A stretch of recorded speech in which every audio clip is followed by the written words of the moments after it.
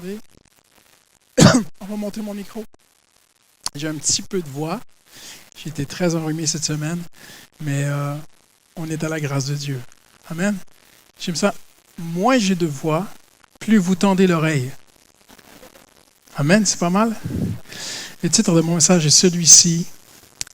Ne pleure plus. Amen. Si tu peux mettre du retour, moi aussi j'aimerais m'entendre. Avant d'être pasteur en France, j'étais pasteur au Canada pendant des années. J'ai travaillé beaucoup avec les jeunes. J'aime encore beaucoup les jeunes. J'étais très, très pris, très occupé. On avait un groupe d'à peu près 500-600 jeunes. Donc, vous pouvez imaginer la charge de travail. Et j'avais beaucoup de plaisir. J'étais très, très focalisé sur les jeunes. Je m'occupais des jeunes. On m'avait missionné pour m'occuper des jeunes. Mais régulièrement, je passais devant une maison de retraite où il y avait des moins jeunes. Hein? Oui, on peut être jeune de cœur. Et au Canada, il y a deux types de maisons de retraite. Il y a des maisons de retraite qui sont privées, donc elles ont des moyens financiers, les gens sont bien entourés. Et il y a des maisons de retraite qui sont publiques, et il y a beaucoup moins de moyens. Et régulièrement, quand je passais devant cette maison de retraite, ça avait l'air d'un hôpital, tu vois, 8-10 étages, un gros blocos. Quelque chose me disait, va à la maison de retraite. Et je n'y allais pas. Chaque fois que je passais devant, je filais avec ma voiture, va à la maison de retraite. Et je n'y allais pas. Et ça, pendant des mois. Un jour, je suis allé. J'ai dit, Seigneur, je vais y aller. J'ai pris rendez-vous avec la directrice de la maison de retraite. J'ai réfléchi. Et elle m'a dit, vous savez, pasteur, vous ne pouvez pas venir évangéliser ici, c'est interdit, mais si vous voulez venir aimer ces gens qui sont seuls, vous êtes les bienvenus. Alors, on a organisé un genre de système de, si je peux oser dire ceci, de parrainage, où des jeunes avaient adopté des aînés, ils allaient les visiter. Et j'ai découvert que des gens n'avaient pas été visités depuis 18 ans. Certaines personnes étaient enfermées dans cet endroit depuis 18 ans sans aucune visite. Alors, ma famille et moi, on a adopté une mamie, une dame, on allait la visiter régulièrement. Et l'été est arrivé, les vacances sont arrivées, on est parti en vacances, l'automne est arrivé, la rentrée à fond, la rentrée, on était très, très, très pris, très occupés. Et je n'allais plus la voir. Et à l'époque, c'est il n'y a pas longtemps, mais à l'époque, j'avais un agenda en papier. Je sais que ça n'existe plus, tout est sur les téléphones aujourd'hui, mais j'avais un agenda en papier et tous les mardis, c'était écrit d'aller visiter, mardi après-midi, j'allais visiter ma petite dame. Donc, je le voyais tous les mardis après-midi et je n'y allais pas. Et un jour, le Seigneur est venu dans mon bureau, parce que quand Dieu veut se faire entendre, il sait se faire entendre. Le Seigneur n'a pas besoin de pasteur avec une grosse voix. Sa voix est plus forte que la mienne. Hein? Et le Seigneur m'a dit, si tu n'y vas plus, je n'avance plus avec toi. Alors, j'y suis allé. Et quand je suis arrivé, la dame, elle m'a vu, elle était toute radiante, elle était très, très heureuse. Elle m'a dit, Monsieur le pasteur, restez là, je reviens. Elle va dans sa chambre, elle revient avec son journal personnel, et elle me dit ceci, elle me dit, quand vous êtes venu il y a 1 an, j'étais complètement seul. Tous les jours, une infirmière m'assoyait devant une télévision, dans un salon, avec un groupe, et on passait la journée à regarder la télé. Et il est venu une tristesse sur moi, et même un désir de mourir. On n'avait plus de relation avec ses fils, beaucoup de brisures, de division dans la famille. Et un jour, il y a une voix qui lui a dit, « Tu devrais te jeter par la fenêtre. Tu n'as plus rien à faire dans ce monde. » Alors, elle a ouvert la fenêtre derrière elle dans le séjour, qui était une fenêtre guillotine, hein, qui s'ouvre comme ça. Elle est montée sur le fauteuil pour se jeter par la fenêtre et l'infirmière l'a attrapée juste à temps. Mais elle cherchait toujours à mourir. Et elle m'a dit, « Quand vous êtes arrivé, c'est inexplicable. Les voix sont parties. Le nuage est parti. Mais après, vous n'êtes plus venu. » Alors, j'ai écrit quelque chose dans mon journal personnel. J'ai écrit, j'avais oublié votre prénom, mais je savais que votre prénom commence par Christ. Ça vous rappelle un texte de la Bible? Où Jésus dit, j'étais seul et vous m'avez visité, hein, j'étais en prison, vous m'avez visité et tout ça. Et elle écrit dans son journal, Christ venait me visiter, mais il ne vient plus. Là, c'était moi qui étais sous conviction de péché, de désobéissance. Et j'étais très marqué par cette histoire que je vous raconte aujourd'hui très, très simplement. Parce que j'ai remarqué qu'au-delà des chiffres, Dieu voit une personne. Nous avons une très belle église. Plusieurs centaines de jeunes sont ce week-end à Jap. 3 campus, 5 cultes par dimanche. On dépasse les 1000, 1200, 1300. C'est difficile à compter. Mais Dieu te voit aujourd'hui. Dieu voit qui tu es. Dieu s'intéresse à une personne. Amen. Il y a une histoire dans la Bible qui m'a interpellé, que Dieu s'est servi de cette histoire pour m'interpeller. C'est dans Luc 7, si vous le voulez bien, on va tourner ensemble. Luc chapitre 7, j'espère que vous êtes venus avec la Bible. Amen. Si c'est un téléphone, ça passe, c'est passable. Mais le bon vieux papier. Amen.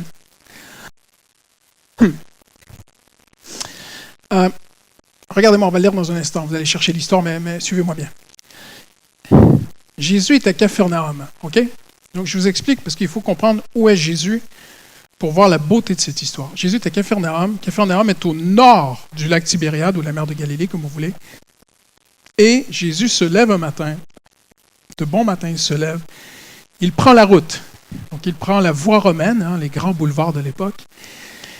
Et il va descendre au sud de la Galilée, donc au centre d'Israël. Jésus ne va rien dire à personne. Il va marcher 40 kilomètres sans s'arrêter. Impressionnant. Il va traverser 7 villes et villages sans s'arrêter. Il va aller dans un petit village qui est sur une colline, un petit village qui s'appelle Naïn. Et Jésus va à ce village. C'est très, très interpellant parce que les 7 villages avaient tous des besoins, n'est-ce pas? Pourquoi a-t-il passé par-dessus 7 villes et villages? Pourquoi a-t-il marché 8 à 9 heures de temps? Maintenant, pour nous, aujourd'hui, c'est impressionnant. On marche 30 minutes, on est fatigué. Mais à l'époque, on marchait facilement 8 heures. Parce que pour 98% de la population, c'était le seul moyen de locomotive. Donc, marcher une journée de marche, ça se faisait à l'époque. Donc, ce n'était pas surhumain ce que Jésus a fait. Mais Jésus a marché quand même une journée. Notez qu'il est le Fils de Dieu. Il n'a pas de temps à perdre. Il n'a que 3 ans et demi. Il va traverser 7 villes et villages pour aller à un endroit. Maintenant, il s'est passé quelque chose de très grave dans ce petit village qui s'appelle Naïn. C'est qu'une femme est veuve. Et à l'époque, la femme n'avait pas l'autonomie financière qu'une femme pourrait avoir aujourd'hui. La femme dépendait complètement de son mari. Elle ne pouvait pas travailler. La femme ne ramenait pas du pain. Donc, cette femme étant veuve, elle n'a plus personne pour prendre soin d'elle. Certaines femmes étaient même à la rue. Mais elle a un fils. Et le fils, c'est lui qui travaille pour la mère. Donc, d'après la traduction biblique, ce n'est pas un petit garçon. Ce sera un homme ou un jeune homme. Et ce jeune homme prend soin de sa mère. OK? Sans lui, elle n'est plus rien. Mais il va mourir. Il meurt le jour où Jésus se lève pour aller la voir. Parce que dans la tradition juive, lorsqu'on fermait les yeux d'un défunt et qu'il ne se rouvrait plus, c'était un signe qu'il était vraiment mort dans le judaïsme. Et dans le judaïsme, quand il y avait un mort, le jour même de son décès, il fallait le laver, le parfumer, l'emmailloter, si vous me permettez l'expression, ou l'enrober de linge. Et avant la tombée de la nuit, il fallait qu'il soit au tombeau. Après qu'il soit au tombeau, le deuil commençait. OK?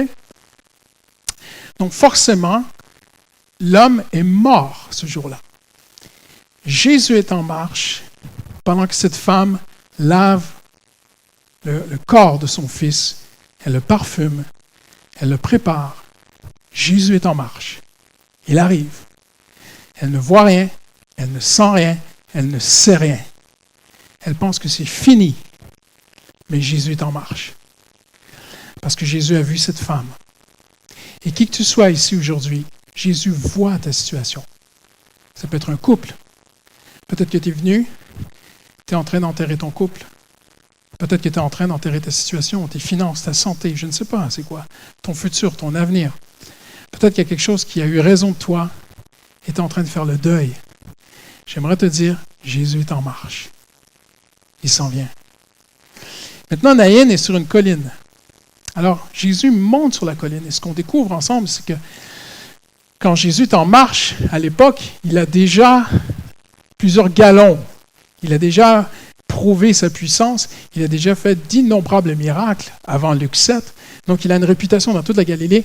Et de ville en village, il y a une foule qui se forme et qui se met à suivre Jésus. Alors, quand Jésus arrive à Naïn, la Bible dit une grande foule le suivait. OK? Et les gens veulent voir qu'est-ce qui va se passer. Mais Jésus n'est jamais là pour les voyeurs. Amen? Il est là pour ceux qui souffrent vraiment. Prenez par exemple, Jésus est à Capharnaüm, encore. Il va traverser la mer de Galilée. Il suit une tempête terrible. Il va aller de l'autre côté. Il va délivrer un homme. Il va y aller que pour un homme. N'est-ce pas incroyable? Que pour un homme. Il va le délivrer de tous ses démons. Une légion de démons, 700, 800 démons à l'intérieur de lui. Jésus revient. Jésus entend des choses que nous n'entendons pas. Et Jésus n'est jamais là pour la foule. Il est là pour une personne. À un moment donné, la foule le presse. Vous connaissez l'histoire. Et une dame souffrante se dit, si je le touche, je serai guéri. Toute la foule touche Jésus, mais la foule ne reçoit rien. Notez bien ceci. Parce qu'ils sont là pour regarder. Jésus est en chemin pour aller chez Jairus, pour ressusciter la fille de Jairus. Tout le monde veut voir. Il y a beaucoup de voyeurisme aujourd'hui. 99% des gens qui vont sur les réseaux sociaux veulent voir ce qui se passe dans votre vie, mais ils ne s'intéressent pas plus que ça à vous. N'est-ce pas?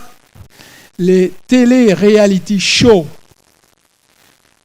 volent le palmarès, parce qu'on veut voir, on veut regarder dans la vie des autres. Mais Jésus n'est jamais venu pour ceux qui veulent regarder dans la vie des autres. Jésus est venu pour ceux qui souffrent. Amen. Alors, Jésus va dire, une force est sortie de moi et a guéri cette femme. Mais pas les autres. Parce qu'elle n'était pas là pour voir. Elle était là pour recevoir. Si tu viens à l'Église pour voir, tu ne recevras pas. Mais si tu viens à l'Église pour Jésus, tu recevras. Jésus est toujours en chemin pour aider quelqu'un qui souffre. Mais est-ce qu'il aidera? On va le voir dans un instant. Donc Jésus monte la colline de Naïn, entouré d'une immense foule. Cette femme sort de la ville avec une civière, des hommes qui portent son fils sur une civière. Même à l'époque, on payait des pleureuses. Et c'est un grand deuil. Là, ce qui est très intéressant, c'est que la Bible dit qu'une grande foule était avec elle. Une grande foule, dans un petit village, ça dépasse les proportions. Donc, on pense que le drame a été très, très grave, ou bien c'était une femme très connue, mais il y a une grande foule qui la suit. Jésus arrive. On va le lire ensemble, OK? Comme il arrivait à la porte de la ville, verset 12, Luc 7, 12, il rencontra un convoi de funèbres. On enterrait le fils unique d'une veuve. Beaucoup d'habitants de la ville suivaient le cortège. Le Seigneur vit la veuve et il fut pris de compassion, ou ému de compassion. Et il lui dit, ne pleure pas. Il s'approcha de la civière, posa sa main sur elle. Les porteurs s'arrêtèrent. Il dit, jeune homme, je te l'ordonne, lève-toi. Le mort se redressa, s'assit et se mit à parler. Donc là, il faut imaginer Jésus qui commence à lui enlever les linges, parce que c'était comme ça. Et puis, Jésus le rendit à sa mère. Amen? C'est beau, hein? Maintenant, j'aimerais sortir une vérité aujourd'hui très importante. Pourquoi certaines personnes sont secourues par Jésus et pourquoi d'autres pas? La première chose qu'on veut voir ensemble aujourd'hui, c'est que la Bible dit « Jésus fut ému de compassion ». La première vérité, c'est que notre Dieu est un Dieu de compassion. Jacques dit que la sagesse divine se laisse fléchir facilement. La sagesse divine, c'est Jésus. Jésus se laisse fléchir facilement. Son cœur s'incline facilement pour nous aider. Dieu veut t'aider. C'est la première vérité. Dieu est compatissant. Dieu est compatissant pour tous. Il n'a pas de préférentisme. Dieu n'a pas de chouchou. Dieu aime tout le monde et Dieu veut aider tout le monde. Je le souligne parce qu'il y a des gens qui se disent pourquoi Dieu ne m'aide pas. Si Dieu ne m'aide pas, ce n'est pas la faute de Dieu. Il peut y avoir toutes sortes de raisons, il peut y avoir un temps d'attente parfois, mais ultimement, Dieu veut aider. S'il y a un blocage, le blocage n'est pas au ciel. Le blocage est ici. Il faut regarder ici. Jésus, regardant la foule, dans une foule, il y a de tout. Il y a des riches, il y a des pauvres, il y a des vieux, il y a des jeunes, il y a de tout dans une foule. Et Jésus fut ému de compassion pour tout le monde. Jésus est ému de compassion pour toi aujourd'hui. Deuxième chose très importante, c'est que Jésus aime les pires, les plus méchants. Jésus a regardé Jérusalem, il a pleuré sur Jérusalem, et qu'est-ce qu'il a dit? Jérusalem, Jérusalem, toi qui... Quelqu'un connaît le verset? Toi qui... Jérusalem, Jérusalem, toi qui pries beaucoup. C'est ce qu'il a dit, hein? Non. Jérusalem, Jérusalem, toi qui fais beaucoup de sacrifices. Jérusalem, Jérusalem, la capitale religieuse du monde. C'est ce qu'il a dit, Jésus? Qu'est-ce qu'il a dit? Jérusalem, Jérusalem, toi qui tues les prophètes. Je suis venu te juger. C'est ça que Jésus a dit? Non. J'aurais voulu te prendre dans mes bras, comme une poule prend ses poussins. Il n'y a pas d'amour comme ça dans le monde. C'est impossible. Jésus aime les terroristes. Jésus aime les gens qu'on ne peut pas aimer. Jésus aime les gens qui te coupent en voiture. Jésus aime les gens qui te coupent dans le métro. Jésus aime les méchants. Jésus aime ton patron. Jésus aime ton voisin. Jésus aime ta femme. Jésus aime tes enfants. Jésus aime tout le monde. Jésus est ému de compassion, même pour les pires, les tueurs de prophètes. C'est quand même assez exceptionnel, tu vois. Maintenant, Jésus aime tout le monde, mais Jésus n'aidera pas tout le monde. Il marche selon certaines conditions. Nous ne savons pas ce que cette femme avait pour attirer Jésus. Mais j'aimerais poser une question aujourd'hui. Nous allons tenter de découvrir ensemble. Cette femme avait quelque chose qui a fait marcher Jésus 40 km. Moi, je veux ce qu'elle avait. C'est pas pour vous. Mais quelqu'un qui fait venir Jésus, j'aimerais apprendre de cette personne. Maintenant, on ne peut pas savoir dans le texte parce que le texte ne dit rien. On ne sait rien sur cette femme. Rien. Zéro. Mais Luc nous donne un indice. C'est la première fois dans la Bible qu'un auteur des évangiles ne va pas appeler Jésus par son prénom. Il va l'appeler le Seigneur. Oh! Le Seigneur se leva et le Seigneur alla là-bas. Donc, Luc cherche à te faire sortir des évangiles et Luc veut que tu vois Jésus selon l'ensemble de la Bible.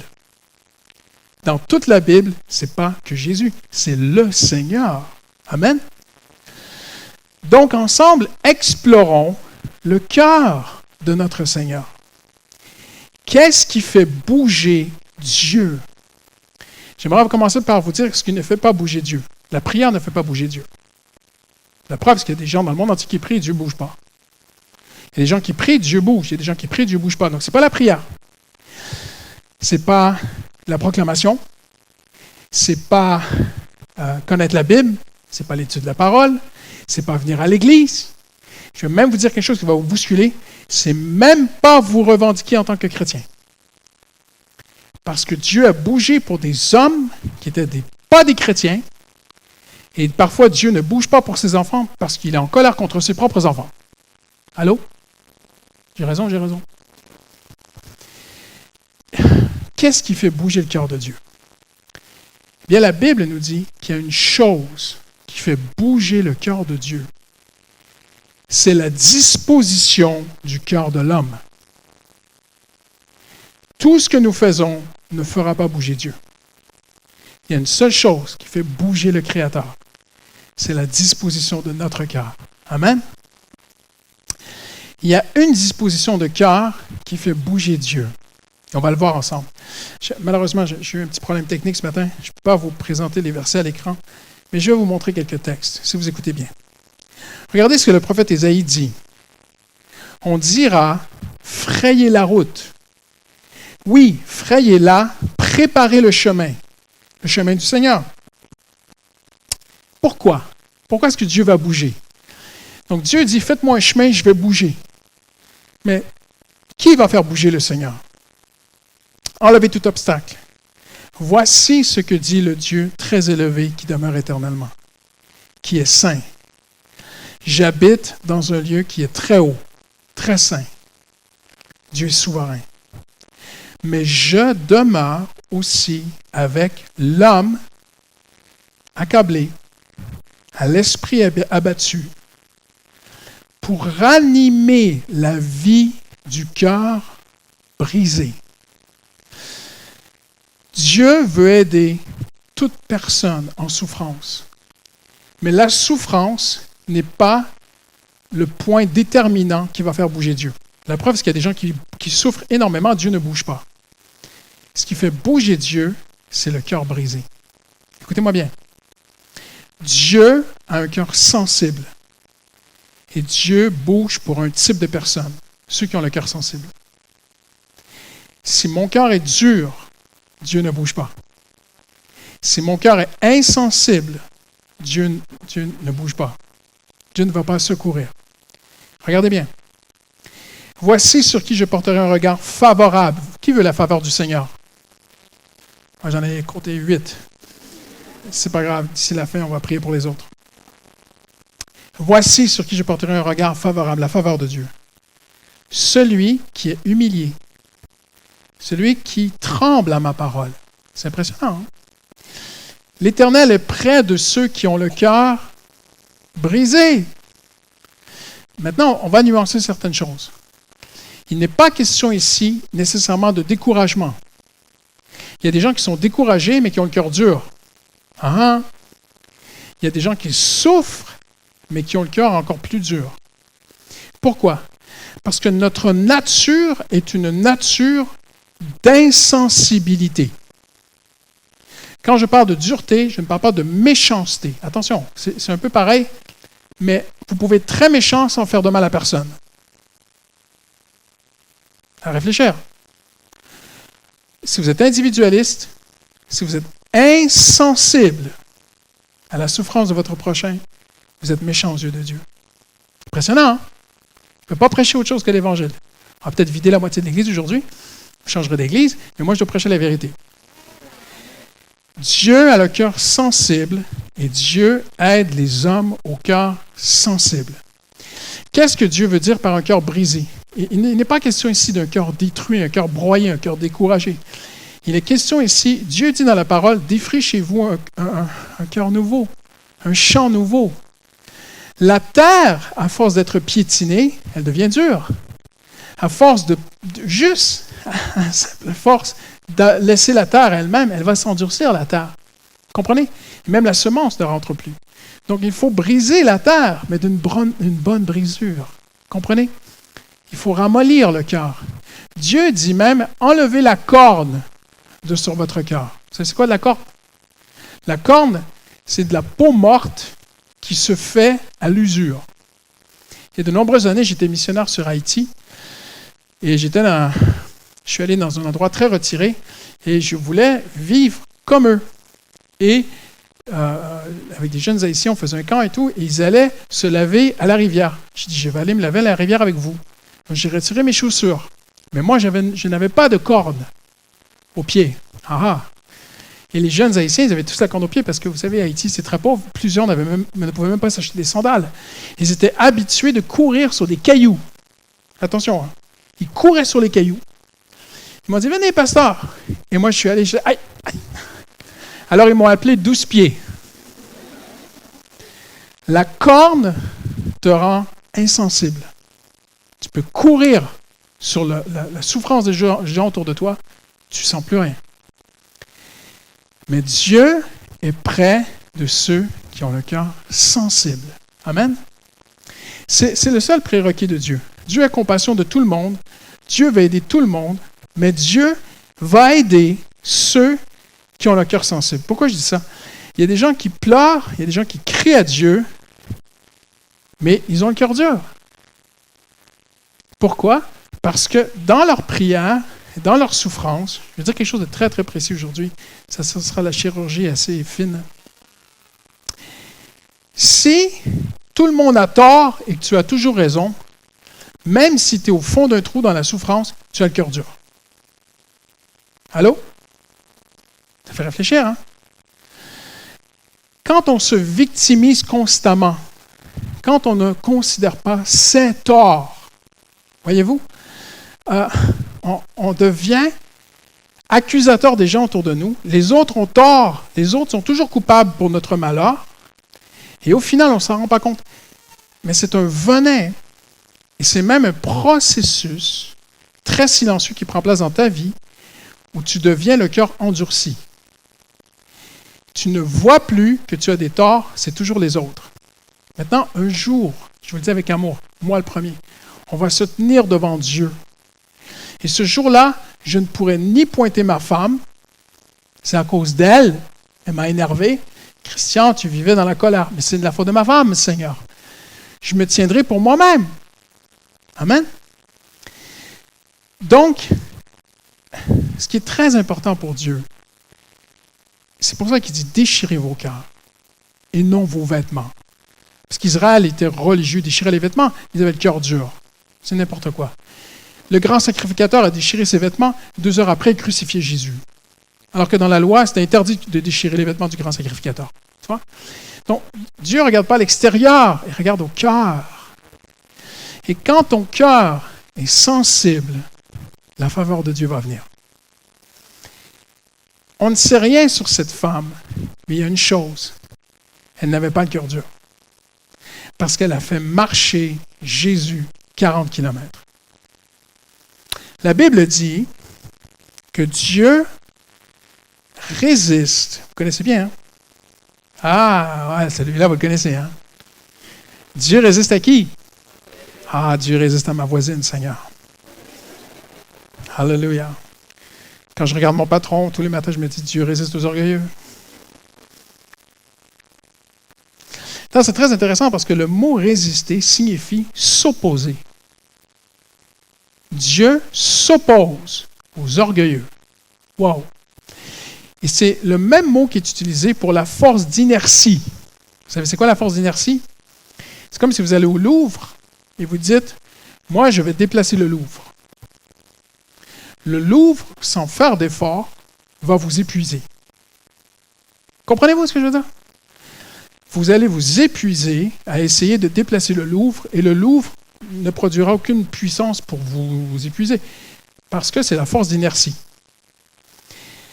Dieu, parce qu'il nous aime, nous laisse nous épuiser, aller jusqu'au bout. Au bout de quoi? Au bout de notre orgueil. Parce que Dieu résiste à qui? Aux orgueilleux. Mais il fait grâce à qui? Aux humbles. Le mot grâce, c'est charis, qui veut dire un secours divin. Il y a un secours divin pour les humbles, mais il y a aussi un secours divin pour les orgueilleux. C'est que Dieu les épuise. Vous pouvez prier autant que vous voulez, vous pouvez faire toutes les nuits de prière, vous pouvez jeûner, vous pouvez danser, vous pouvez faire la danse de la pluie, vous pouvez faire n'importe quoi. Si Dieu a décidé de ne pas bouger, je l'ai vécu dans ma vie, hein, quand Dieu décide qu'il ne bouge pas, franchement, tu t'épuises. Jusqu'au moment où tu t'humilies et tu dis, je me rends. Non ma volonté, mais ta volonté, Seigneur. Donc, on sait très peu sur cette femme, mais on sait une chose, c'est que Dieu résiste aux orgueilleux, mais il fait grâce aux humbles. Maintenant, en terminant aujourd'hui, qu'est-ce que l'humilité? L'humilité n'est pas une façon de s'habiller. Je le dis très franchement. Il y a des gens qui croient que de s'habiller d'une certaine façon, ce sera plus agréable à Dieu. Oui, la Bible enseigne d'être sobre. Okay? Les femmes doivent faire attention, les hommes aussi. Mais la Bible ne dit pas que si tu portes des marques, tu es orgueilleux. Hein? Allô? La Bible ne dit pas que si tu portes certaines chaussures, tu es une orgueilleuse. Oh, mais t'as vu, elle a des talons trop. C'est une orgueilleuse. Tu vois? La Bible ne dit pas que d'avoir de grandes responsabilités dans une boîte, c'est d'être orgueilleux. Il y a des gens qui dorment dans la rue, qui sont très orgueilleux. Allô? Et il y a des gens qui ont de grandes responsabilités, qui sont humbles. Il faut nuancer les choses. Dieu ne regarde pas ce qui tape à l'œil. Nous, on juge avec nos yeux. T'as vu comment elle s'est habillée? T'as vu ses boucles d'oreilles? T'as vu comment elle vient? T'as vu comment elle marche? T'as vu comment elle prie?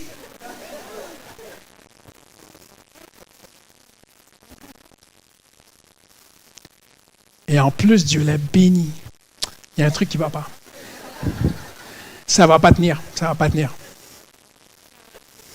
Gloire à Dieu. Parce que Dieu ne définit pas l'humilité comme toi et moi. Ma soeur, tu peux te mettre du rouge à lèvres, hein, si tu as envie. Dieu regarde au cœur. Donc, l'humilité, c'est pas non plus s'apitoyer sur son sort. C'est pas de dire « je suis un bon rien, je suis un bon rien, je suis un bon rien, je suis un bon rien ». Il y a des gens qui disent qu'ils sont des bons riens, mais qui sont très orgueilleux. L'humilité, c'est de reconnaître qu'on dépend de Dieu. L'humilité, c'est de plier notre volonté à sa volonté. L'humilité, ça a rapport avec l'autorité. Je touche un point. Je sens que ça passe bien, donc je vais y aller. L'anesthésie est faite. On va faire une petite chirurgie ce matin. En tant que chrétien, on doit être soumis aux autorités. Amen. La police, le patron, le prof, les parents. Comprenez où je parle aux jeunes? Mais on doit être soumis à l'autorité. Je ne parle pas d'être des robots. Si à un moment donné, une autorité te fait mal, tu peux t'enlever de l'autorité. On comprend, hein? Mais je ne veux pas trop rentrer dans ce sujet, c'est un grand sujet. Mais l'humilité et la soumission, c'est de dire, je vais me soumettre aux autorités. Amen? Si vous travaillez au Black, vous n'êtes pas sous autorité. Allô?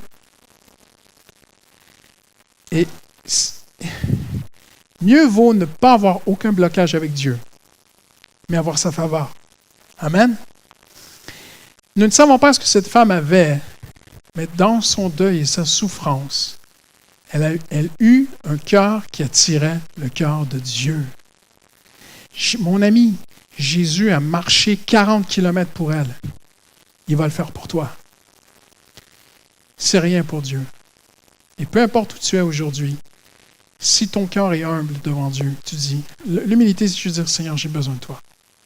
Il faut arrêter de se la péter, je m'excuse. Il faut s'humilier et dire, Seigneur, j'ai besoin de toi. Et quand on dit, Seigneur, j'ai besoin de toi, Jésus se met en marche. Jésus se leva, marcha 40 km, traversa 7 villes et villages. Personne ne put l'arrêter. Il n'y a aucune mention dans les 4 évangiles que Jésus s'est arrêté en chemin. Aucune. Je l'ai tourné de tous les côtés, j'ai même regardé l'envers de la Bible. J'ai trouvé aucune preuve que Jésus s'est arrêté en chemin. Tout porte à croire qu'il ne s'est pas arrêté. Il s'est mis en chemin parce que cette femme avait un cœur humble, un cœur sensible, un cœur dépendant de Dieu. Amen. Il faut mettre de côté beaucoup d'enseignements aujourd'hui qu'on entend autour de nous qui offrent aux chrétiens des sortes de petites baguettes magiques évangéliques. Hein? Des sortes de petites formules magiques évangéliques. Si vous remontez l'histoire du christianisme, dès le 1er siècle après Jésus-Christ, on trouve des écrits archéologiques où les chrétiens écrivaient déjà des formules magiques de bénédiction de Dieu. Allô? C'est vrai, hein? C'est impressionnant. Hein? C'est dans l'homme de chercher des formules pour être béni de Dieu. Mais Dieu regarde au cœur. Dieu ne regarde pas ta façon de prier. Dieu regarde au cœur.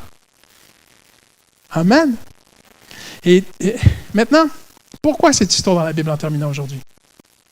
Pour la simple raison que Jésus est venu, premièrement, pour aller à la croix. Mais deuxièmement, Jésus a vécu sur terre 33 ans pour nous révéler le cœur de Dieu. Pourquoi Jésus a enseigné? Pour nous révéler qui est Dieu. Pourquoi Jésus a fait des miracles? Pour nous révéler qui est Dieu. Jésus est venu, la Bible dit, personne n'a jamais vu Dieu. Mais Jésus nous l'a révélé.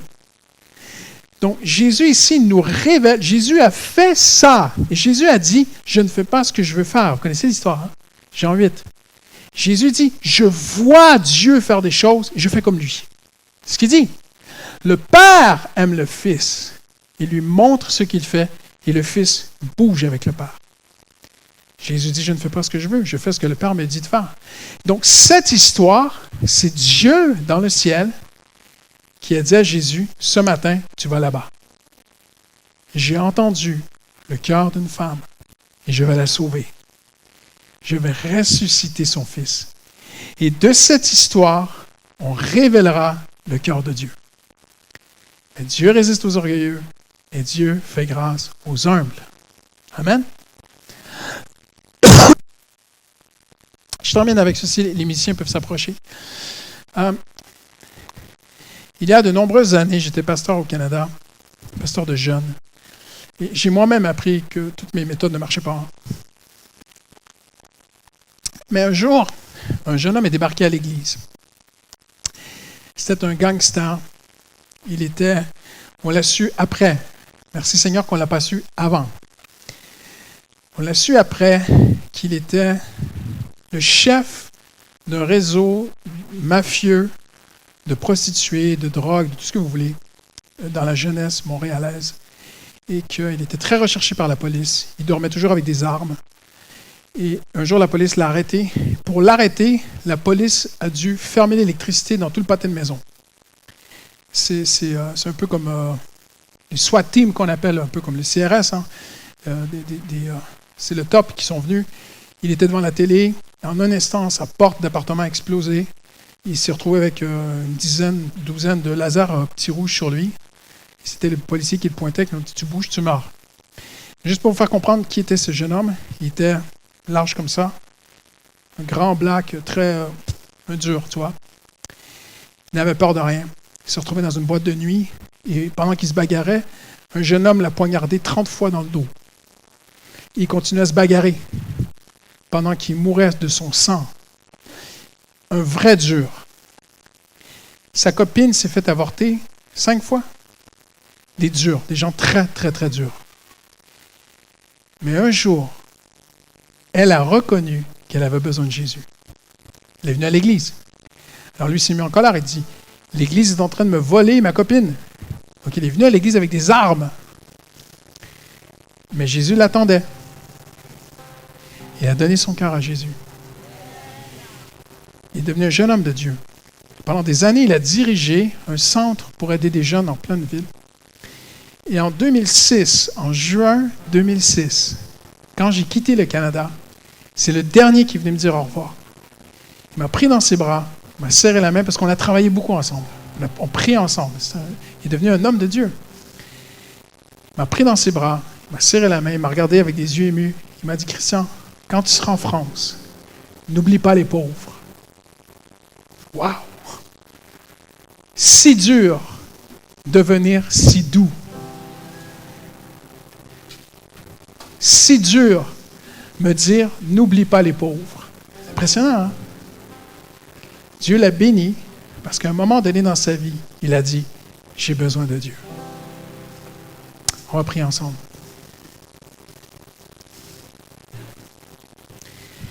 Est-ce que vous voulez dire, j'ai besoin de Dieu? Qu'est-ce que quelqu'un veut dire ici aujourd'hui, juste en levant la main? Lève pas la main au pasteur, lève la main à Dieu. J'ai besoin de Dieu. Seigneur, change-moi. Change mon mariage. Change-moi d'abord. Dites à Dieu, change. Avant de demander pour le voisin, demandez pour vous. Seigneur, change-moi, Seigneur. Amen. Je vais vous demander de faire un autre geste encore plus important. Je vais vous demander de vous lever là où vous êtes, si vous le voulez bien. Peut-être que c'est la première fois que vous faites ça dans votre vie, peut-être que c'est la Xème fois. Prenez un instant juste pour vous lever devant Dieu aujourd'hui et juste lui dire, j'ai besoin de toi. Je veux m'humilier. Tu résistes aux orgueilleux, mais tu fais grâce aux humbles. Seigneur, viens chez moi. Dites-lui, si tu as marché 40 km pour elle, viens chez moi. Viens dans ma maison. Viens dans mon couple. Viens dans ma vie. J'ai besoin de toi. Et Jésus va marcher. Il va marcher, il va marcher, il va marcher. Mais il va venir. Peut-être que ce sera une longue attente, mais Jésus va arriver. Le jour fut long pour cette femme, mais le soir, Jésus est arrivé. Et Jésus vient. Il résiste aux orgueilleux, mais fait grâce aux humbles. Le ciel est son trône, mais il est près de l'homme au cœur brisé. Alléluia. Merci pour ta majesté ce matin, Seigneur. Merci pour ta présence dans ce lieu. Merci pour la force que tu me donnes de parler pour toi. Jésus, viens. Viens dans cette ville de Paris, Seigneur. Paris a besoin de toi. Notre génération a besoin de toi. Nos familles ont besoin de toi. Et viens transformer la mort en vie. Viens relever le Fils qui est mort, Seigneur.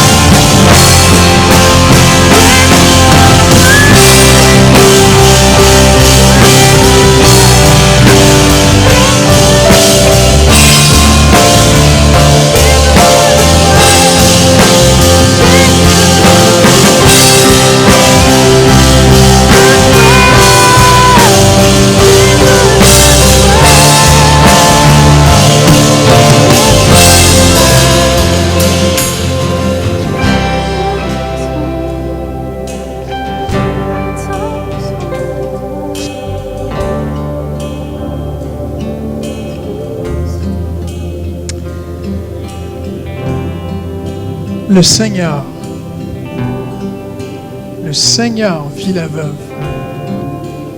C'est la première fois dans les évangiles où on appelle Jésus le Seigneur. J'aimerais vous dire que Jésus est le créateur de l'univers. J'aimerais vous dire, tout ce qui existe a été fait par Jésus. Et rien de ce qui existe ne peut pas être refait par Jésus. Il a tout fait, il peut tout refaire. Rien n'est impossible à Dieu.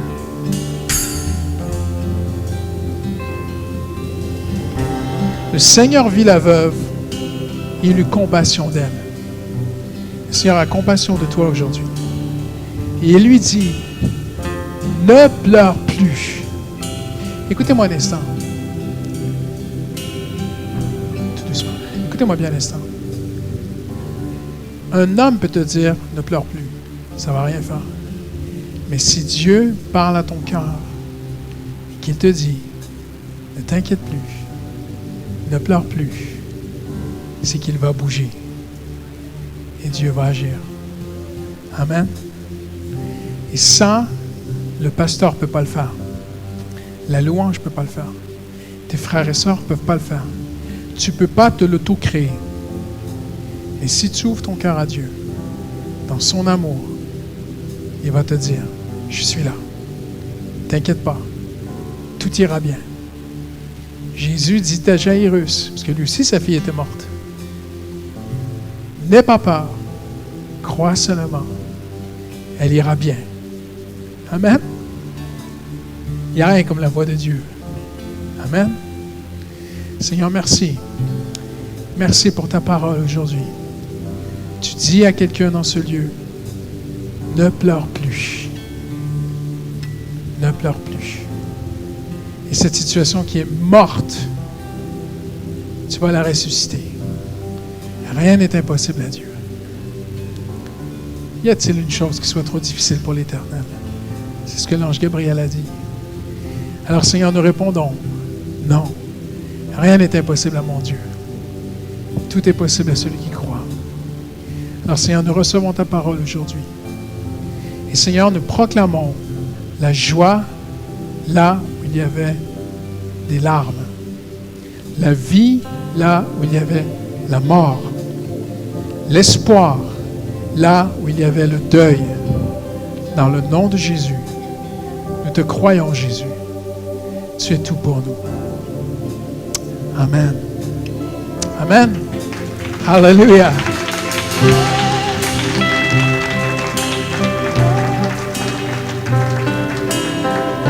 Que Dieu vous bénisse.